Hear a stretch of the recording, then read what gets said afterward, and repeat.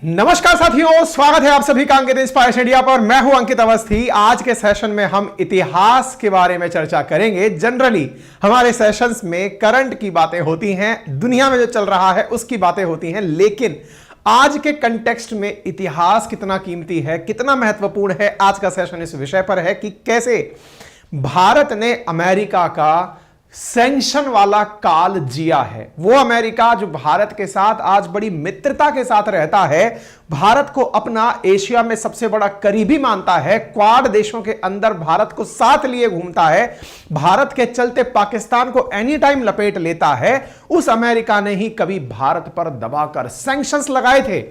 आज के सेशन में चर्चा होगी किस प्रकार से भारत के वैज्ञानिकों ने अपनी बल पर, अपने दिमाग की ताकत के आधार पर अमेरिका की खुफिया एजेंसी, सेंट्रल इंटेलिजेंस एजेंसी को इस हद तक एम्बेरस कर दिया था, शर्मिंदा कर दिया था कि सीआईए ने इसे अपनी 10 सालों की, उस कालखंड में 10 सालों की सबसे बड़ी चूक काउंट किया था। यानी कि आज का सेशन बेहद खास होगा, क्योंकि आज के सेशन में बताएंगे कि किस प्रकार से राजनीतिक सूझबूझ, वैज्ञानिकों की क्षमता के दम पर भारत ने एक कीर्तिमान रचा था, और वह कीर्तिमान पोखरण राजस्थान में जैसलमेर जिले में रचा गया था। मेरे प्यारे साथियों, हालांकि इस पर फिल्में बनी हैं और उन फिल्मों में परमाणु नाम से एक फिल्म बहुत खूबसूरत है, लेकिन इस बात को कहने और सुनने में हर दिन उतना ही जोश और उमंग भर आता है। हालांकि भारत ने इंदिरा गांधी जी के नेतृत्व में 18 मई 1974 को भी परमाणु परीक्षण करके दिखा दिया था स्माइलिंग बुद्धा के नाम से, और उस स्माइलिंग बुद्धा नाम के प्रोग्राम को जब करके दिखाया था, फिर एक बड़ा सवाल यह बना कि 1974 में अगर भारत ने परीक्षण सक्सेसफुल कर लिया था, फिर 1998 में ऑपरेशन शक्ति करने की जरूरत क्या पड़ी थी। क्या कारण था कि 18 मई 1974 के स्माइलिंग बुद्धा परमाणु परीक्षण के बाद भारत को फिर से एक बार दुनिया के सामने परमाणु परीक्षण करना पड़ा, जिसे बीते हुए लगभग 25 साल पूरे हो चुके हैं। ऐसा क्या काम रहा होगा? मेरे प्यारे साथियों, राजस्थान के एक जिले जिसका नाम जैसलमेर है, वहां पर पोखरण है, जो कि भारत के इतिहास का साक्षी रहा है। एक ऐसे इतिहास का जिसकी वजह से आज भारत दुनिया के उन देशों में शुमार है जो परमाणु शक्ति संपन्न है। कहा जाता है कि पोखरण ने ही भारत को वो गौरव दिया है जिसके चलते 5 परमानेंट मेंबर जो यूनाइटेड नेशंस में बैठे हैं सिक्योरिटी काउंसिल में, उनके बाद में अगर कोई छठा देश बना था जिसके पास न्यूक्लियर वेपन था, तो वो भारत ही था। मेरे प्यारे साथियों, इसका इतिहास भी आज चर्चा करेंगे और उस समय की कहानी भी आपसे साझा करेंगे, लेकिन आपको सेशन के शुरू में ही गौरवान्वित होने का मैं एक कारण देता हूं। साथियों, भारत में कितने जबरदस्त वैज्ञानिक हुए हैं, इसका बस अंदाजा इस बात से लगा लीजिए कि जिस समय सेकेंड वर्ल्ड वॉर चल रहा था, उस दौर में भारत के एक वैज्ञानिक थे होमी जहांगीर भाभा, जिनके नाम पर Bhabha atomic research centre bark बना है। बड़े ही बुद्धिमान वैज्ञानिक थे, और वो इस युद्ध के काल में भारत के नेताओं से कहा करते थे, जब युद्ध खत्म हुआ, देश आजाद हुआ, देश बनकर आया, कि बोले दुनिया में युद्ध खत्म होने का कारण बताया जा रहा है कि अमेरिका ने जापान के ऊपर परमाणु बम गिरा दिया। अगर कोई मुझे संसाधन दे तो परमाणु बम बनाना कोई बहुत बड़ी चीज नहीं है। जिसके चलते आइंस्टीन का नाम इतना चर्चा में रहा। कहा गया कि उसके समय में लोगों ने परमाणु बम जैसी चीज का निर्माण कर दिया। भाभा भारत के कम रिसोर्सेज के साथ भी प्रधानमंत्री नेहरू से कहे थे कि अगर आप मुझे संसाधन दें तो मैं 18 महीने में बैठ करके बम बना सकता हूं। अब इस बात को सुनकर के पब्लिकली अगर आप इस बात का अनाउंसमेंट कर दें, तो सोचिए अमेरिका जैसे देश को अपने प्रभुत्व पर कितना बड़ा चैलेंज लगेगा। और यही गुस्ताखी भाभा ने पब्लिकली कर दी। जी हां साथियों, दुनिया में युद्धों का दौर चल रहा था। 1962 में इंडिया चाइना वॉर हुआ। भारत लगातार पाकिस्तान के साथ तो युद्ध के दौर जी ही रहा था। उसी बीच में भाभा ने एक बार एक प्रोग्राम में पत्रकारों के सामने कहा कि यदि मुझे कोई छूट दे तो मैं 18 महीने में परमाणु बम बना सकता हूं। और आप सोचकर देखिए कि यह अमेरिका अपने वर्चस्व को बरकरार रखने के लिए किस प्रकार से हरकतें करता है। इसका पैमाना है कि उनके इस बयान के मात्र 3 महीने बाद ही हमारे एक एयर इंडिया के विमान में दुर्घटना होती है और भाभा हवा में ही स्वर्ग लोग सुधार जाते हैं। मेरे प्यारे साथियों, इस पर हमने ऑलरेडी एक वीडियो किया हुआ है जिसमें बताया था कि क्या अमेरिकी साजिश थी भाभा की मौत, और इसके प्रमाण भी मिलते हैं कि उनके डॉक्यूमेंट्स भी मिलते हैं कि किस प्रकार से भाभा की कॉन्स्पिरेसी हुई होगी। खैर, भाभा को इस प्रकार से अंग्रेजों ने या अमेरिका वालों ने काम नहीं करने दिया। लेकिन साथियों, उनके एक और साथी थे, राजा रमन्ना। उन्होंने कहा कि जो भाभा का आइडिया था, अगर भाभा पूरा नहीं कर पाए तो अब मैं करके दिखाऊंगा। हमको यह बात तो अच्छे से समझ में आ गई थी कि अमेरिका नहीं चाहता कि कोई और देश परमाणु शक्ति संपन्न बने, और अगर हो सकता है आपको यह बात समझने में दिक्कत हो तो फिलहाल के लिए इतना समझ लीजिए कि ईरान के ऊपर आज इतने सारे जो प्रतिबंध लगे हैं, ईरान पर लगे हुए प्रतिबंधों का बड़ा कारण क्या है? बड़ा कारण है कि वो परमाणु शक्ति संपन्न बनना चाहता है। अमेरिका नहीं चाहता कि उसके पास जैसे मास डिस्ट्रक्शन के वेपन्स हैं, वैसे वेपन्स दुनिया के किसी और देश के पास भी हो। इसी प्रकार से उस समय का दौर जो आज ईरान जी रहा है, वो दौर भारत जी रहा था। ऐसे समय में भारत की तरफ से बागडोर निभाई राजा रमन्ना ने, और उन्होंने भारत के प्रधानमंत्री, तत्कालीन प्रधानमंत्रियों को समझाते हुए कहा कि जिस प्रकार से भारत की स्थिति अमेरिका और सोवियत रूस के बीच में उलझ कर रह गई है, और ऐसा साफ था साथियों, 1971 का अगर आप वॉर देखें तो अगर सोवियत रूस भारत के साथ ना आया होता तो संभवतया अमेरिका पाकिस्तान की तरफ से लड़ते हुए भारत पर हमला कर दिया होता। यह तो भारत का तत्कालीन मित्र सोवियत रूस अपने ही जहाजों को लेकर के बंगाल की खाड़ी तक पहुंचा था, जिसकी वजह से भारत पर अमेरिका का हमला नहीं हुआ था। आज जब जयशंकर साहब अंतरराष्ट्रीय मंचों पर जाकर रूस को धन्यवाद देते हैं और अमेरिका को धता बताते हैं, उस समय अक्सर वो इसी घटना का जिक्र भी कर रहे होते हैं। मेरे प्यारे साथियों, भारत के नेताओं को यह समझ में आ गया था कि अगर भारत को भी अपनी ताकत के बलबूते जीना है, दो देशों के बीच की कठपुतली नहीं बनना है, अमेरिका और सोवियत रूस का बैटल ग्राउंड नहीं बनना है, तो हमें अपने वैज्ञानिकों को क्षमताएं विकसित करने का मौका देना होगा। लेकिन आपके दिमाग में एक बड़ा प्रश्न बनेगा, और वो प्रश्न यह होगा कि सर एक बात बताइए, हमें किसी से डरने की क्या जरूरत? जगह हमारी, देश आजाद, हम संप्रभु, क्या आवश्यकता है हमें किसी से डरने की? आवश्यकता थी। क्यों? क्योंकि अमेरिका भारत में इतने सारे सैंक्शंस एनी टाइम लादने की तैयारी में रहता था। अब सैंक्शंस क्या होते हैं कि आप दुनिया के किसी भी देश के साथ व्यापार नहीं कर पाएंगे। भारत में तेल का उत्पादन प्रॉपर होता नहीं है, हम ऑयल किसी दुनिया के देश से मंगाते हैं, उस देश को यह कह दिया जाए कि आप इन्हें तेल नहीं बेचेंगे, किसी देश से यह कह दिया जाए कि भारतीयों को अपने यहां नहीं आने देंगे। आप विचार कीजिए कि हमें नॉर्थ कोरिया की तरह सभी तरफ से आइसोलेट करके रख दिया जाए तो क्या हालात होंगे। अमेरिका, जिसका कि प्रभुत्व दुनिया पर लगभग 50% की जीडीपी को डायरेक्टली प्रभावित करता है, वह अमेरिका दुनिया के देशों को इसी प्रकार से प्रताड़ित करता है। और भारत तत्कालीन रूप से आजाद हुआ देश था, संपन्नता के नाम पर हमारे पास बड़ी विपन्नता थी, हम अनाज के लिए भी संघर्षरत थे। तभी तो कहा जाता है कि हमने जय जवान जय किसान जैसा नारा दिया था, हम अपने किसानों का पैदा किया हुआ अनाज जवानों को भेजते थे खाने के लिए, खुद एक टाइम का भोजन त्याग के युद्ध में भेजते थे कि ठीक है कि हमारे देश के जवान सरहद पर लड़ते रहे, सीमाओं को सुरक्षित करते रहे।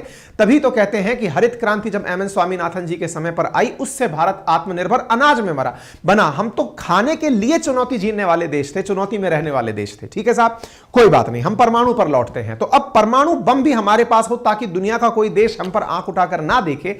इस बीच में 1974 का कालखंड आता है, राजा रमन्ना के द्वारा भारत में परमाणु बम का परीक्षण करके दिखा दिया जाता है, और यह परमाणु परीक्षण भी पोखरण में होता है। हालांकि दुनिया ने इसे परमाणु परीक्षण माना नहीं। क्यों नहीं माना?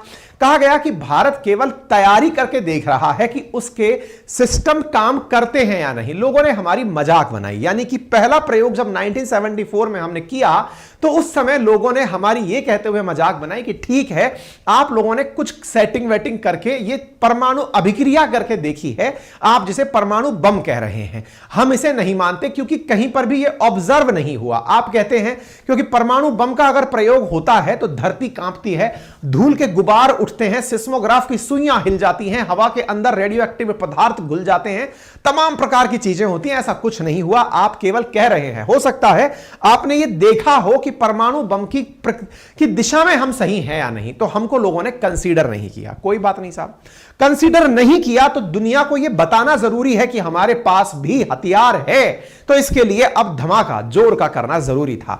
यानी कि हमारे पास पटाखे हैं, लेकिन वो सुर्री पटाखा है कि सूतली बम है, यह बताने के लिए अब धमाके को इतना जबरदस्त करने की आवश्यकता थी जिसकी वजह से दुनिया में हमारी प्रेजेंस का डंका बज सके। मेरे प्यारे साथियों, आप में से कई बार बहुत से लोग यह सोचते हैं कि जब बम चलाने ही नहीं है तो भारत बनाता क्यों है। यह बहुत बेसिक सवाल है। जब मैं आपकी उम्र में, मतलब यह कहिए कि विद्यार्थी के जीवन में हुआ करता था, तब यह सोचता था कि हम बना करके रख लेते हैं, जरूरत क्या है जब चलाने नहीं है तो।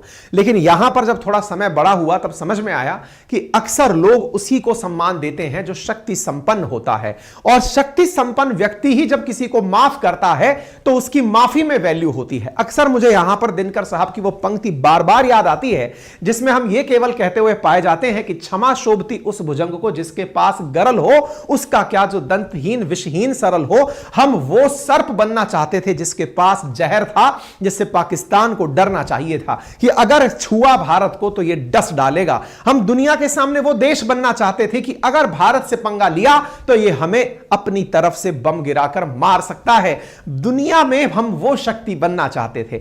हम शांति प्रिय थे। हम सेकेंड वर्ल्ड वॉर के बाद नॉन अलाइंड मूवमेंट के प्रणेता थे। हम दुनिया में किसी भी पक्ष में, ना राइट में ना लेफ्ट में, कहीं नहीं रहने वाले व्यक्ति थे। लेकिन जब हमने देखा कि लोग हमारी ही डपली बजा रहे हैं, लोग हमें ही बैटलफील्ड बना ले रहे हैं, तब हमें लगा कि नहीं, अब समय है अपना स्टैंड लेने का। और उस समय जो घटना घटी वो साथियों अटल जी के नेतृत्व में घटी। लेकिन क्या यह घटना 1998 में 11 मई को अचानक घटित हो गई? अजी नहीं साहब, इससे पहले भी बड़े चैलेंजेस आए। और चैलेंजेस क्या थे? असल में 1995 के कालखंड में भी भारत ने परमाणु परीक्षण करने की कंप्लीट तैयारी कर ली थी, लेकिन 74 में किए गए भारत के धमाके से अमेरिका सतर्क हो गया था।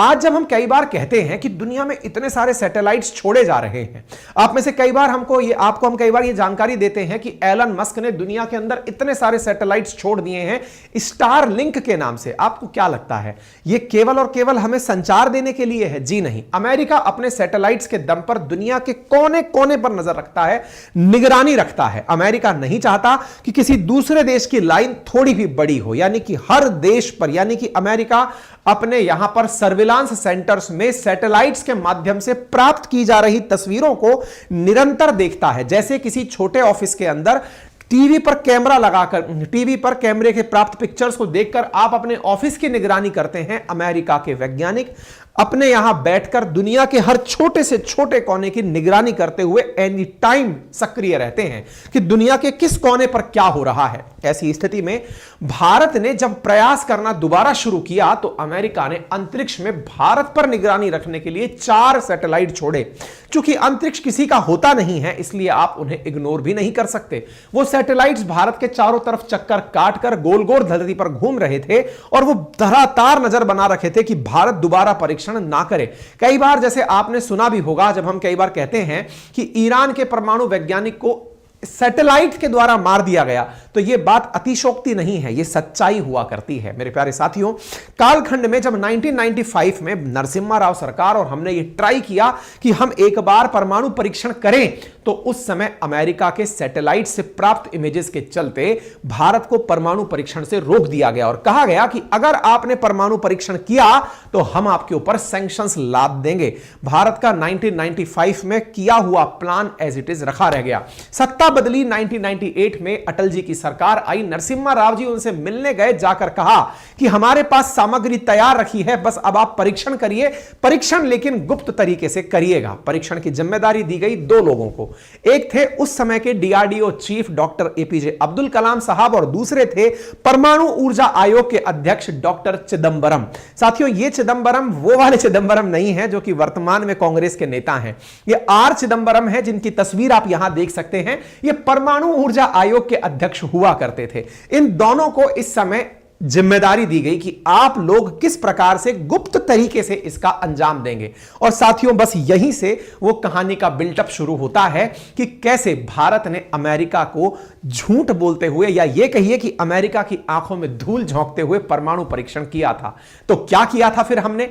साथियों, हमने इस परमाणु परीक्षण को करने के लिए अपने वैज्ञानिकों को सबसे पहले सेना की वर्दी में तैयार किया। परमाणु की तैयारी तो हमने 1905 से ही कर रखी थी, अब तो हमें परीक्षण करने पोखरण जाना था। पोखरण ही क्यों जाना था, कहीं और क्यों नहीं कर सकते? क्योंकि रेगिस्तान के अंदर खालिस्तान है जहां पर किसी भी प्रकार की जनहानि नहीं हो, ऐसा स्थान पोखरण में आसानी से उपलब्ध है जो कि सेना के पास है। ऐसी स्थिति में अब वैज्ञानिकों को वहां कैसे पहुंचाया जाए, यह एक बड़ी चुनौती थी। और इसके लिए क्या किया गया?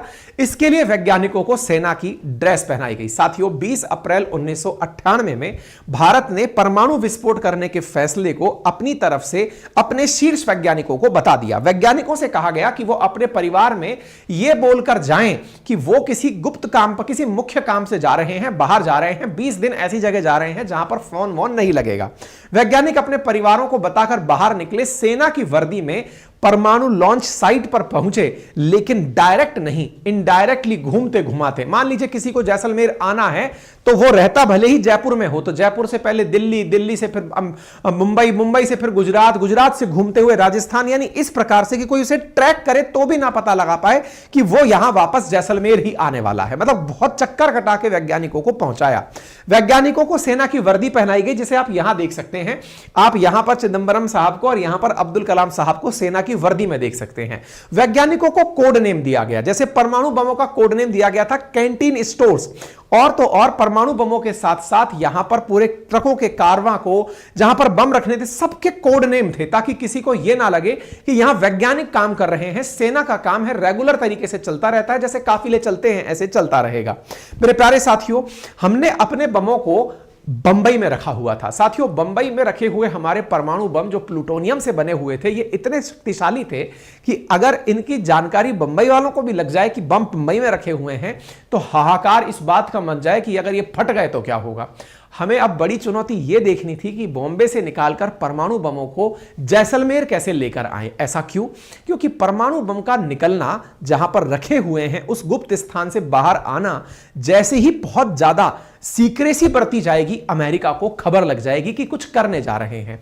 ऐसी स्थिति में सीक्रेट लोकेशन से बम को जैसलमेर तक पहुंचाना भी अपने आप में एक बड़ा मिशन था। मेरे प्यारे साथियों, इस मिशन को अंजाम देने के लिए बहुत तरीके से प्लानिंग की गई थी, और बहुत तरीके से प्लानिंग को इस प्रकार टेनिस बॉल के आकार की हमारी ये प्लूटोनियम की बॉम्ब्स की गोलियां थी, जिन्हें लेकर के इस प्रकार से पहुंचना था। ये परमाणु नाम की जो मूवी है उसके अंदर दिखाया गया है। 4 ट्रक्स में रख करके इन गोलों को एयरपोर्ट तक पहुंचाया गया था। साथियों, एक वरिष्ठ पत्रकार हैं जिनका नाम है राज चेंगम्पा, उन्होंने weapons of peace the secret story of India's quest to be a nuclear power नामक पुस्तक में इस बारे में जानकारी देते हुए बताया है कि किस प्रकार से परमाणु वेपन्स को बंबई से जैसलमेर तक लाया गया था। कहा गया कि जिस जगह ये वेपन्स रखे थे, आप में से कुछ लोगों के दिमाग में सवाल हो सकता है क्या कि भारत के प्रधानमंत्री को कभी पता था कि वेपन्स कहां रखे हैं? बिल्कुल पता था। हमारे वेपन्स प्रधानमंत्री को पता होते हैं, और विश्वकर्मा पूजा के समय पर परमाणु बमों की पूजा भी होती है। यानी ये समझिए जिस वॉल्ट में रखे हुए हैं वहां पर तिलक भभूति लगाई जाती है, ठीक है ना। एक बार थल सेना अध्यक्ष को भी वो वॉल्ट दिखाया गया था जब परमाणु बम रखे हुए हैं। खैर, फिलहाल के लिए ये जो आप यहां पर ट्रक चलते हुए दिख रहे हैं, बॉम्बे के अंदर क्या किया गया कि जब इन बमों को ले जाने के लिए टेनिस के बॉल के आकार के 6 से 8 किलो के आकार के 6 से 8 किलो वजन के टेनिस के बॉल के आकार के प्लूटोनियम बम थे जो हम लेकर के यहां आ रहे थे। छोटे छोटे बम, बहुत महाविनाश फैलाने की क्षमता रखने वाले बम लाने के लिए क्या किया गया? लाने के लिए प्लानिंग इस प्रकार से कही गई कि मुंबई के अंदर लोग बहुत लेट नाइट तक सोते हैं, रात भर मुंबई रात में जगता है। ऐसी स्थिति में बोले बम को ले जाने के लिए ट्रकों का मूवमेंट कैसे कराया जाए, तो पहले से ही सारे सिक्योरिटी क्लियरेंसेस क्लियर करके रखे गए। समय तय किया गया, रात को 2 बजे ट्रक्स आएंगे उस सीक्रेट लोकेशंस पर बम लेने के लिए। वैज्ञानिकों को और उन जांच एजेंसीज को पता था कि ये कहां पर आएंगे। 4 ट्रक्स प्रॉपर तरीके से आते हैं, रात को 2 बजे पहुंचते हैं। वहां से ट्रक्स अपने साथ बॉम्ब्स को लेकर के कुछ ही मिनटों की दूरी पर रखे एयरपोर्ट पर पहुंचते हैं। एयरपोर्ट पर ट्रक्स की कोई चेकिंग नहीं की जाती है। एक रेगुलर अभ्यास की तरह रात के समय ट्रक आते हैं। वहां खड़ा हुआ एक हवाई जहाज जो पहले से ही तैयार करके रखा गया था इन ट्रकों के सामान को ले जाने के लिए, उसके अंदर सीधा सामान चढ़ा दिया जाता है। हवाई जहाज वहां से उड़ता है और आकर के अल सुबह जैसलमेर पहुंच जाता है। यानी यह प्रक्रिया इतना गुप्त तरीके से अंजाम दी गई जिसका बहुत बड़ा महत्व था। अमेरिका को अगर यह जानकारी पता लग जाती कि बॉम्ब ट्रांसपोर्ट हो रहे हैं तो भी अपने आप में बहुत बड़ी सुर्खी बन जाती। लेकिन हमने इन परमाणु बमों को, जो कि वैज्ञानिकों के द्वारा किया जाने वाला कार्य था, हमने सेना की वेशभूषा में इसका अंजाम दिया। इसलिए लोगों को लगा कि सेना का रेगुलर मूवमेंट चल रहा है। और जैसलमेर चूंकि पाकिस्तान बॉर्डर के नजदीक है, तो सेना का मूवमेंट आए दिन लगा रहता है। हम अपने तरफ से जो हमारे उस समय के राष्ट्रपति नारायणन साहब थे, उनको बोले कि आप अपने वर्ल्ड टूर को थोड़ा सा पोस्टपोन कर दीजिए। उन्हें जाना था विदेश यात्रा पर, उन्हें थोड़ा होल्ड पर डाल दिया गया। जो चिदंबरम साहब हैं, इनकी बेटी का विवाह होना था। इनसे कहा गया आप अपनी बेटी के विवाह को कुछ दिन टाल दीजिए, क्योंकि विवाह के अंदर आप उपस्थित नहीं हो पाएंगे तो लोगों को शक हो जाएगा कि आप किसी ना किसी गुप्त काम पर लगे हुए हैं, तो किसी को किसी प्रकार का डाउट ना हो। इसलिए इस पूरे कार्यक्रम को सेना का कार्यक्रम बनाकर दिखाया गया, वैज्ञानिकों का कार्यक्रम नहीं। यह नहीं दिखाया गया कि डीआरडीओ कुछ कर रहा है, यह नहीं दिखाया गया कि भारत एटॉमिक रिसर्च इंस्टीट्यूट कुछ कर रहा है। गुप्त रूप से जिस कार्य को अंजाम दिया जा रहा था, ट्रक उन प्लूटोनियम बमों को लेकर के पोखरण पहुंचते हैं। सीक्रेट वॉल्ट में रखे ट्रकों सामान को लेकर के यहां पर जब पहुंचते हैं, जहाज से सामान को जब यहां पहुंचाया जाता है, तो ये नजारा अपने आप में बहुत खास होता है। और इसके ऊपर ये जो राज चेनगप्पा हैं, इनकी पुस्तक के अंदर कंप्लीट डिटेल लिखी गई है कि किस प्रकार से हमारे इन वेपन्स को ले जाकर के पहुंचाया गया था। राजा गोपाला चिदंबरम जी उस समय हेड हुआ करते थे, और वो बहुत ज्यादा इस विषय को लेकर के चिंतित थे कि परमाणु यहां तक बम पहुंचेगा कैसे। खैर चलिए, इसके बाद क्या हुआ साथियों? इसके बाद में अब इन बॉम्ब्स को जमीन के अंदर लगभग 200-250 मीटर बताया गया था, कई जगह लिखा हुआ है लगभग 280 मीटर की गहराई में गड्ढे खोद करके बॉम्ब्स को डाला गया था। अक्सर यह कहा जाता है कि बॉम्ब्स जब चलते हैं तो जमीन के भीतर गड्ढा होता है, लेकिन यहां पर क्या किया गया, पहले हमने गड्ढे खोदे और गड्ढे खोद करके लगभग 200-250 मीटर के गड्ढे में अपने बॉम्ब्स को रखा, ताकि उसकी वजह से राजस्थान के आसपास के क्षेत्रों में किसी प्रकार की कोई जनहानि ना हो। क्योंकि बम जब चलेगा, अच्छा दो बातें होती हैं परमाणु बम के अंदर, और वो क्या है, परमाणु बम जब चलता है तो बड़ी ऊर्जा तो उत्पन्न करता ही है, साथ में रेडिएशंस भी छोड़ता है। रेडियो एक्टिव विकिरणें अल्फा बीटा गामा के नाम से निकलती हैं। जो गामा रेडिएशंस हैं, जो बहुत दूर तक अपना असर डालती हैं, उनका अगर अवशोषण समय रहते कर लिया जाए तो उसका नुकसान दुनिया पर नहीं होता। इसलिए पहले यह गड्ढा खोदा गया और गड्ढे को खोद करके उस गड्ढे के चारों तरफ बड़ी संख्या में प्याज भरे गए। साथियों, कहा जाता है कि भारत में 2 बार प्याज के भाव आसमान छुए हैं और उसको लेकर सरकारों का विरोध भी हुआ है। और कहा गया कि उस समय बड़ी संख्या में प्याज को खरीदकर सेना ने अपने पास रखा था, क्योंकि उस प्याज को खरीदकर टनों, मतलब कई टन प्याज जो है वो उन गड्ढों में भरकर रखा गया था, क्योंकि कहा जाता है कि प्याज गामा रेडिएशंस को सोख लेता है। ऐसी स्थिति में परमाणु बमों को गड्ढों में और उसके चारों तरफ भयंकर तरीके से प्याज भरकर रख दिया गया कि अगर यह ब्लास्ट होता भी है तो रेडिएशंस को यह प्याज पूरी तरह से सोख लेगा। अब सोचने की बात यह है कि पोखरण जो पहले से ही 1974 में ही अमेरिका की नजर में आ चुका था, 1995 में हम एक बार परीक्षण के लिए जाते समय पकड़े गए थे। अब अमेरिका पूरी मुस्तैदी के साथ हम पर नजर बनाए हुए था कि यदि यहां पर कोई भी हलचल पोखरण में हुई तो यह पता चल जाएगा कि इंडिया परमाणु परीक्षण कर रहा है, और इंडिया को हम तत्काल प्रभाव से कॉल करके रोक देंगे कि तुम्हें हम यह नहीं करने देंगे। ठीक है साहब। अब हमारे साथ दिक्कत क्या है? ये बिल्कुल वैसे है जैसे चोर कई बार किसी मालिक के घर में लगे हुए कैमरे की नजर के सामने चोरी करने आए और मालिक को भी ना पता चले कि चोरी हो गई। यानी कैमरा आपके सामने देख रहा है और वहां से चोरी करनी है, तो क्या किया जाए? चोर तो साहब मुंह ढक के चोरी करने आ जाता है, लेकिन हमारे सामने मुसीबत यह है कि हम मुंह ढक के भी नहीं कर सकते। क्यों? क्योंकि उसका जो सैटेलाइट चल रहा है वो कैसी भी मूवमेंट उस क्षेत्र में देखेगा, कैप्चर कर लेगा। तो हमारी मुसीबत यह थी कि हमें पूरे टाइम यह नजर भी रखनी थी कि हमारे ऊपर से सैटेलाइट कब क्रॉस हो रहा है।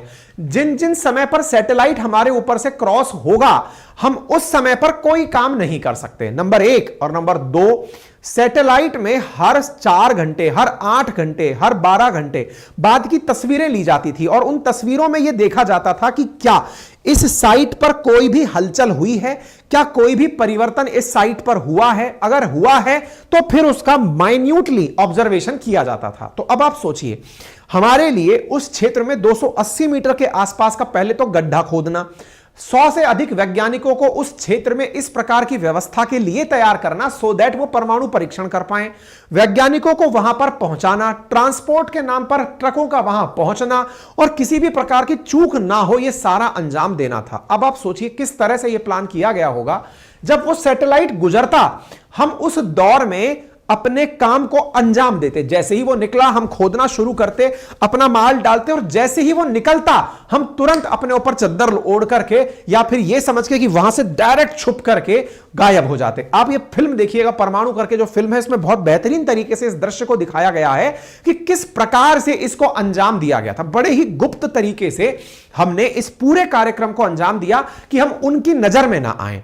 साथियों, उनकी नजर में ना आए और इस काम को हम अंजाम देते जाएं, तो अब आप सोचिएगा कि केंद्रीय नेतृत्व में बैठे प्रधानमंत्री के द्वारा, अटल जी उस समय बैठे हुए हैं, उन्होंने भी इसमें इतनी जबरदस्त सीक्रेसी बरती थी कि उनके तत्कालीन जो एनएसए थे, जैसे आज हमारे डोभाल साहब हैं, ऐसे उस समय ब्रजेश मिश्र साहब हुआ करते थे, उनको पता था कि क्या काम हो रहा है। प्रधानमंत्री को पता है, एनएसए को पता है, लेकिन रक्षा मंत्री जॉर्ज फर्नांडिस साहब तक को नहीं पता है कि हम परमाणु परीक्षण करने जा रहे हैं। इस लेवल की सीक्रेसी यहां पर चिदंबरम साहब को पता है, आर चिदंबरम साहब जो परमाणु ऊर्जा आयोग के अध्यक्ष हैं, साथ में अब्दुल कलाम साहब और उनकी टीम को पता है कि हम क्या कर रहे हैं, लेकिन देश में किसी राजनेता को कानो कान खबर नहीं है कि देश परीक्षण करने जा रहा है। लेकिन इस दौर में राजनेताओं के सामने भी प्रधानमंत्री को बड़ा ही शांत रिएक्ट करना है कि हम इस काम को अंजाम देने तो जा रहे हैं, लेकिन मजाक ना बन जाएं, क्योंकि दुनिया की खुफिया एजेंसी में सर्वश्रेष्ठ मानी जाने वाली CIA हम पर एनी टाइम निगरानी रख रही है। तो अब आप सोच गए होंगे कि उस समय का कालखंड किस प्रकार का रहा होगा। अब ऐसी स्थिति में हम परमाणु बमों को इस वाली न्यूक्लियर साइट पर गहरे गड्ढे में उतार रहे हैं। यह न्यूक्लियर टेस्ट साइट है जो आपको बिल्कुल बैरन सी दिख रही है। यह जानबूझकर ऐसी है क्योंकि ऊपर से यह लगे कि यहां कुछ नहीं हुआ है। इसके अंदर गहरे गड्ढे खोद करके पहले परमाणु बमों को सेट किया गया। वैज्ञानिकों को जहां रखा गया वो जमीन के बिल्कुल नजदीक चिपके हुए टेंट से थे, जो दूर से देखकर यह लगे कि यह जमीन का हिस्सा है। मिट्टी, पेड़ पौधे, इस तरह के टेंट्स थे। वैज्ञानिकों को सेना की ड्रेस पहनाई गई ताकि यह लगे कि सेना यहां पर काम कर रही है। अमेरिकी उपग्रहों से बचकर प्रॉपर तरीके से यहां पर काम किए जा रहे थे। इस प्रकार का एक दृश्य उस मूवी में भी दिखाया गया है कि इस प्रकार से निगरानी यहां पर पूरे टाइम रखी जाती थी। ठीक है साहब, हमारे वैज्ञानिकों ने पूरी तरह से इस पूरी चीज पर नजर रखते हुए काम किया। कलाम साहब ने इस बारे में बाद में जब ये परीक्षण हुआ उसके बाद में कई इंटरव्यूज में इस बात का जिक्र भी किया कि हमने कैसे अपने न्यूक्लियर टेस्ट को अंजाम दिया। ठीक है साहब, प्याज का इस्तेमाल हो गया, सब कुछ हो गया। एनएसए साहब पूरी तरह से प्रधानमंत्री के पास बैठे हुए हैं। अच्छा, एक मुसीबत उस समय और हुआ करती थी, और वो मुसीबत क्या थी? मई का समय जो है ना, उस समय राजस्थान के अंदर लू का माहौल आना शुरू हो जाता है। थोड़ी हवाएं चलने लगती हैं, मिट्टी उड़ने लगती है। मिट्टी उड़ने लगती है तो हमारे कार्यक्रमों में सबसे बड़ी दिक्कत यह है कि परमाणु परीक्षण हो और ऐसे समय में रेडिएशन का स्राव हो, और रेडिएशन हवा के माध्यम से भी कहीं अगर पहुंच जाए तो भी चिंता का विषय है। तो हमें यह देखना जरूरी था कि टेम्परेचर और स्थितियां बड़ी सामान्य रहनी चाहिए। कलाम साहब ने दिन की इस बात के लिए कहा कि सब परीक्षण हम 11 मई को करेंगे। बोले उस दिन बुद्ध पूर्णिमा है। बोले ऐसा क्यों? क्योंकि भारत गौतम बुद्ध का देश है, अहिंसा का। हम सूत्र दुनिया को पढ़ाते हैं। हम कहते हैं कि हम किसी के साथ में किसी भी प्रकार का पहले से युद्ध नहीं करेंगे। 2500 साल का भारत का इतिहास रहा है, भारत ने किसी देश पर आक्रमण नहीं किया है। तो हम आज भी इस काम को करेंगे केवल आत्मरक्षा के लिए। दुनिया को दिखाएंगे कि हमने बना लिया है, लेकिन किसी को धमकाने के लिए नहीं। दिन भी बड़ा टैक्टिकली विचार किया गया। सूचना मिली कि मौसम साफ रहेगा, परमाणु परीक्षण किया जा सकता है, तब जाकर साथियों ये दिन आया। और इस दिन में इस परमाणु परीक्षण को होते हुए आप इस तस्वीर में देख रहे हैं किस प्रकार से आसमान में धूल का गुबार उठा। साथियों, ये ऐसा बॉम्ब ब्लास्ट था कि अगर ये धरातल पर किया गया होता तो संभवतः आसपास बॉर्डर भी गायब हो गए होते। लेकिन इस परमाणु परीक्षण को जमीन के अंदर बहुत भीतर घुस के किया गया। उसके बावजूद भी जब यह परीक्षण हुआ तो मेरे प्यारे साथियों, आसपास के जिस भी व्यक्ति ने इस नजारे को देखा उसके रोंगटे खड़े हो गए। मेरे प्यारे साथियों, कहते हैं कि जो भूकंप को नापने के लिए सिस्मोग्राफ लगाया जाता है, जो सिस्मोलॉजी के तहत अध्ययन करता है कि कितना रिएक्टर स्केल पर भूकंप आया है, सबकी सुइयां अटक गई। वैज्ञानिक बंकरों से बाहर निकल करके भारत माता की जय के नारे लगाने लगे। जो भी इस दृश्य को देख रहा था भाव विभोर हो रहा था, क्योंकि भारत ने अमेरिका को चुनौती देते हुए उस लीग में कदम रख दिया था जिस लीग के लिए अमेरिका हमें ना जाने कब से रोक रहा था, कितने वैज्ञानिकों की बलि ले चुका था, हमारे आत्मसम्मान को चोट पहुंचा चुका था। जैसे ही यह सारा कारनामा हुआ, कलाम साहब के मुंह से निकला कि हमने दुनिया की परमाणु शक्तियों का प्रभुत्व समाप्त कर दिया है। अब 1 अरब लोगों के हमारे देश को कोई नहीं कह सकता कि उसे क्या करना है। अब हम तय करेंगे कि हमें क्या करना है। उसी समय प्रधानमंत्री निवास में प्रधानमंत्री के बगल में बैठे हुए एनएसए ब्रजेश मिश्र के फोन पर घंटी बजती है। वो रिसीवर उठाते हैं और कलाम साहब कांपती हुई आवाज में कहते हैं, sir we have done it, sir हमने कर दिखाया है। उधर से मिश्रा फोन पर ही चिल्लाते हैं, God bless you my dear Kalam. और ये इतिहास बनते हुए जब देखा तो प्रधानमंत्री आवास में सब चुप थे, आंखों में खुशियों के आंसू थे और यह घटना अखबारों की सुर्खियों में छप रही थी। मेरे प्यारे साथियों, जैसे ही यह घटनाक्रम हुआ, सब तरफ से दुनिया के अंदर यह तहलका मच चुका था कि भारत ने कुछ ऐसा कर दिया है जो अत्यंत खुशी का समय है भारत वालों के लिए, और उन्हें इस प्रकार का पल मिल गया है जिसे देख करके वो आने वाले समय में हर बार दुनिया की नजरों में नजरें डालकर बात कर पाएंगे। मेरे प्यारे साथियों, अमेरिका निरंतर भारत पर दबाव डाला रहा था कि आप भारत वाले कॉम्प्रिहेंसिव टेस्ट बैन ट्रीटी पर साइन करें। लगभग 150 देश उस समय साइन कर चुके थे। नॉन प्रोलिफरेशन ट्रीटी पर साइन करें, सीटीबीटी पर हस्ताक्षर करें, लेकिन भारत साफ इनकार कर चुका था कि नहीं, हम परमाणु बम रख करके ही कुछ करेंगे। तो मेरे प्यारे साथियों, जब यह काम हुआ तो उस समय अटल जी के द्वारा इस भाव की अभिव्यक्ति कैसे दी गई, उस समय का आप एक दृश्य देखिए। यह समय है मई 11, 1998 का। अटल जी अपने निवास से बाहर निकलते हैं और निकल करके उनके साथ में प्रमोद महाजन जी भी उपस्थित हैं। यहां पर भारत का झंडा लगा हुआ है। प्रेस कॉन्फ्रेंस के लिए प्रधानमंत्री आते हैं और प्रधानमंत्री लिखी हुई लाइन लेकर आते हैं और केवल अपने स्तर पर एक ही लाइन बोलते हैं, हमने आज शाम को इतने बजे परीक्षण कर दिया है। प्रधानमंत्री Atal Bihari Vajpayee at 15:45 hours India conducted 2 nuclear tests in Pokhran range. These tests conducted today, devices के नाम लिए।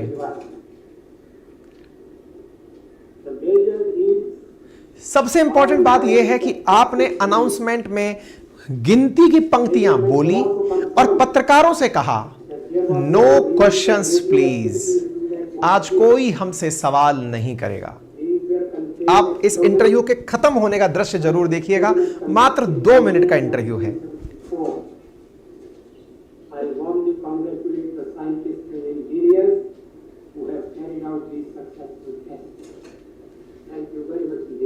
Thank you very much today. I am not replying any question now. The official spokesman.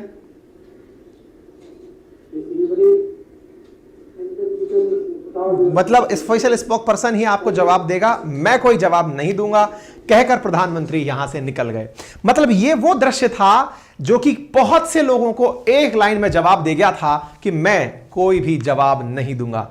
और यह लाइन जब निकल कर आई, भारत के अंदर जश्न का माहौल था। यह वो कालखंड था जिस पर भारत पर दबाकर सैंक्शंस लादने की तैयारियां हो गई। अमेरिका ने कहा यह क्या कर दिया, लेकिन ऐसी स्थिति में भारत को हम अकेला छोड़ देंगे, सैंक्शंस लगा देंगे। भारत ने कहा सब कबूल है, तुम्हें जितने सैंक्शन लगाने हैं लगा दो, हम भुगतने को तैयार हैं। अटल जी ने इस कारनामे को डंके की चोट पर करके दिखाया, क्योंकि हमारे वैज्ञानिकों में यह क्षमता बहुत पहले से थी, भाभा के समय से थी, भाभा के समय से थी, राजा रमन्ना के समय से थी। लेकिन भारत जब से आजाद हुआ तब से निरंतर युद्धों में ही व्यस्त चल रहा था। उनके बावजूद भारत ने 1974 में परीक्षण करके दिखाया।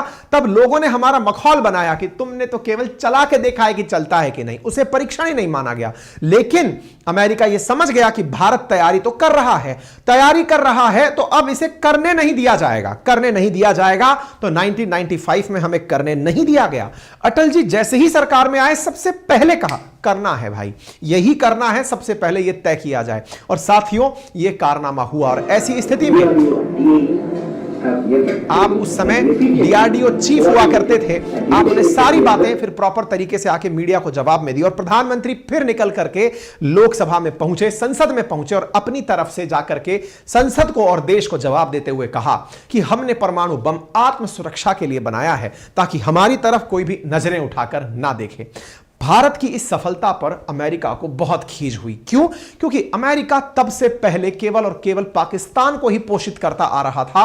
निरंतर हर भारत पाकिस्तान युद्ध में पाकिस्तान को अमेरिका के द्वारा सपोर्ट दिया जा रहा था। बिल क्लिंटन उस समय भारत की तरफ बहुत खफा होते हुए उन्होंने हमारे ऊपर बहुत सारे सैंक्शंस लगा दिए। आप ये खबर देख सकते हैं 1998 की, US imposes sanctions on India. और ऐसी स्थिति में ब्लिंकन की तरफ से बयान आया और उन्होंने पब्लिकली बाहर आते हुए कहा, और यह उनका स्पीच भी है जिसमें उन्होंने कहा कि एशिया के अंदर भारत के द्वारा परमाणु बम का परीक्षण किया गया है, यह सही तरीका नहीं है। भारत को कॉम्प्रिहेंसिव टेस्ट बैंड ट्रीटी के ऊपर साइन करना चाहिए। हम इस तरह की चीजों को एडमायर नहीं करते हैं, लेकिन भारत तो पहले ही निर्णय ले चुका था कि हम अब ऐसा ही करेंगे। और भारत ने लोगों को यह विश्वास जरूर दिलाया कि हम नो फर्स्ट यूज, हम अपने स्तर पर पहले कभी भी इसका इस्तेमाल नहीं करेंगे।